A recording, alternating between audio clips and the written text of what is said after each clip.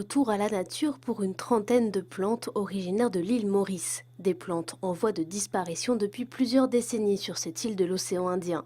Le Conservatoire botanique national de Brest a décidé de les sauver et de les réintroduire dans leur milieu naturel. Et c'est dans les années 70 que Jean-Yves Le Souef, qui est le fondateur du Conservatoire botanique national de Brest, qui était à l'île Maurice, a eu l'intuition donc de collecter des graines et des boutures d'un certain nombre d'espèces qu'il voyait bien en voie de disparition. Depuis 30 ans, le Conservatoire botanique de Brest a entretenu des collections de graines qu'il a conservées dans des banques de graines, dans des conditions qui permettent de garder leur pouvoir germinatif, mais aussi de propager les boutures et les entretenir, les développer, les cultiver. Pour multiplier ces plantes, les scientifiques du conservatoire ont cultivé les graines in vitro, une opération délicate qui n'était pas gagnée d'avance. Dans le cas par exemple de Dombleia mauriciana, on n'avait plus qu'une seule plante que Jean-Yves Le Souef avait pu ramener, il n'y avait plus qu'un seul arbre qui a disparu depuis.